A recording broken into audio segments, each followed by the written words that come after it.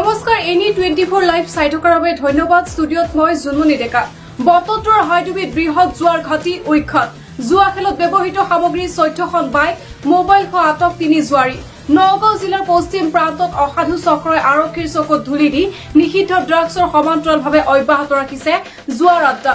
ইয়াৰ মাজতে বটদ্ৰৱাৰ হাইডুবিত সংখ্যালঘু সংগ্ৰাম পৰিষদৰ বিশেষ তৎপৰতাত আৰক্ষীয়ে এটা বৃহৎ জুৱাৰ ঘাটি উইখ্যাত কৰা ঘটনাই ৰাইজৰ মাজত ব্যাপক চাঞ্চল্যৰ সৃষ্টি কৰিছে। আচলতে হাইডুবিত দীৰ্ঘদিনৰে পৰা এটা বৃহৎ জুৱাৰ ঘাটি দিনে নিশাই চলি থকাৰ বিষয়ে সংখ্যালঘু সংগ্ৰাম পৰিষদৰ স্থানীয় কেইজনমান কৰ্মকৰ্তাই নগাঁও জিলা আৰক্ষী অধীক্ষকক অভিযোগ দিয়ে। সেই অভিযোগৰ ভিত্তিত জিলা সহকাৰী আৰক্ষী অধীক্ষক নিত্যা সোণোৱালৰ নেতৃত্বত যোৱা আৰক্ষীৰ দলে অভিযান চলাই জুৱাৰ ঘাটিটো উইখ্যাত কৰাৰ লগতে 3টা জুৱাৰীক আটক কৰিবলৈ সক্ষম হয়। তদুপৰি অভিযানত আৰক্ষীয়ে 14খন মটৰ চাইকেল, এটা মোবাইল ফোন, 2 কাৰ্টুন বিলাসী সুৰাৰ লগতে জুৱা খেলত ব্যৱহৃত সামগ্ৰী উদ্ধাৰ কৰিবলৈ সক্ষম হয়। অৱশ্যে বহু কেইজন জুৱাৰী পলাই যাবলৈ সক্ষম হয়। নগাঁৱৰ পৰা জয়ন্ত মুদৰ ৰিপৰ্ট, এনি 24 লাইভ। হয়, যোৱাকালি বৰদোৱাৰ নিচেই কাষত হাইডুবিত যিখন জোৰা খেল উচ্ছেদ কৰা হৈছে, হয় এটা নিউজ বাজিছে যে বটদ্ৰৱা থানাৰ তাৰ লগত কিবা জড়িত আছে। এইটো সম্পূৰ্ণ তেওঁলোকৰ ফলছ নিউজ। কথা হ'ল এখন জুৱা খেল হৈছে, সেই জুৱা খেলখনৰ কাৰণে হাইডুবি গাঁৱৰ লগত বাটমাৰি প্ৰমুখকৈ বহুকেইখন গাঁৱৰ ৰাইজৰ বিভিন্ন কমপ্লেইন।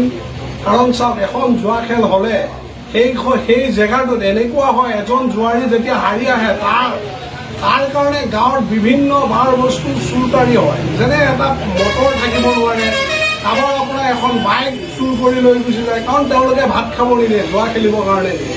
চাওক, আজি তাত এটা বিভিন্ন দল সংগঠন আছে, তেওঁলোকৰ ওচৰত ইমান ডাঙৰ এখন জুৱা খেল হৈছে, সেই সংগঠনসকলে কিয় ইয়াৰ কাৰণে প্ৰতিবাদ কৰা নাই?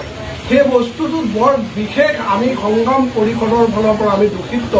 কাৰণ এটা সংগঠন থকাৰ অৱস্থাত ইমান ডাঙৰ এখন জুৱা খেল হোৱাত কিছু ৰাইজৰ ইমান বিলয় অবয় হ'বলগীয়া হৈছে, এই মানুহখিনি চলিব নোৱাৰে, যিহেতু তেওঁলোকৰ বিভিন্ন বস্তু চুৰকাৰী হৈছে। সেয়েহে মই অসমৰ মাননীয় মুখ্যমন্ত্ৰী মহোদয়ক কওঁ, মাননীয় মুখ্যমন্ত্ৰী মহোদয়, আজি মানুহে চৰকাৰী মাটি অলৰেডি দখল কৰি লয়। কোনসকল মানুহে লয়? মাননীয় মুখ্যমন্ত্ৰী মহোদয়, আপুনি চাওক, এনে শ্ৰেণী মানুহে চৰকাৰী মাটি দখল কৰে, যিখিনি মানুহৰ নিজৰ থাকিবলগীয়া মাটিটো তেওঁলোকে জুৱাৰ নামত বিক্ৰী কৰে। আৰু যেতিয়া থাকিব নোৱাৰে, তেওঁলোকৰ সতি সন্তান হ'ব 6জন আৰু 7জন, তেওঁলোকে থাকিব নোৱাৰি নিজৰ মাটিটো বিক্ৰী কৰি চৰকাৰী মাটি দখল কৰে।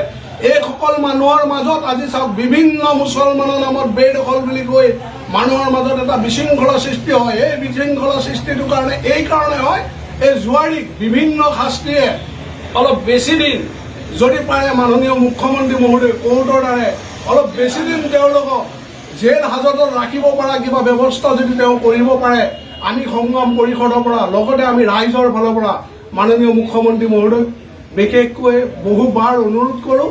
লগত আমাৰ বটদ্ৰৱা থানাখনেও আমাক যোৱাকালি যিটো আপোনাৰ ইয়াত অলৰেডি জুৱাৰীৰ কাৰণে যিটো সহযোগ কৰা হৈছে, আমাৰ লোকেল থানায়ো ইয়াত সম্পূৰ্ণ তেওঁলোকো জড়িত হৈ এই জুৱাৰ খেলখনত তেওঁলোকে সহযোগ কৰিয়ে উচ্ছেদ কৰা হৈছে। নগাঁও প্ৰশাসন, বটদ্ৰৱা থানাৰ প্ৰশাসন সকলো মিলিয়ে কোৱা হৈছে, ইয়াত অকল সংগ্ৰাম পৰিষদ বুলি নহয়, এই তেওঁলোকৰ লগতো আমিও থাকি অলৰেডি এই জুৱাখন উচ্ছেদ কৰাহে হৈছে। মই মাননীয় মুখ্যমন্ত্ৰীক আকৌ হাতযোৰ কৰি অনুৰোধ কৰোঁ যে মাননীয় মুখ্যমন্ত্ৰী মহোদয়, আপুনি যদি পাৰে এনেকুৱা এখন আইন আনক, যিখন আইনৰ দ্বাৰা জুৱাৰী যে বিভিন্ন দিন তেওঁলোক জেল হাজতত থাকিব পাৰে, অন্ততঃ আমাৰ দৰে অসমখন যে নিৰাপত্তা হৈ যায়, মুছলমান এৰিয়াত যে জুৱা খেলখন নাইকিয়া হয়, ইয়াকে কৈ মই